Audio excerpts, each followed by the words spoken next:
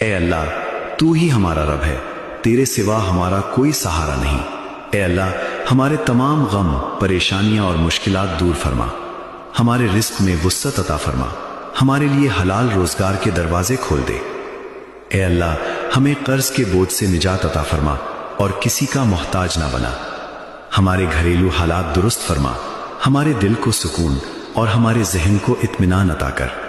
جہاں راستے بند ہو چکے ہیں وہاں سے ہمارے لیے آسانیاں پیدا فرما۔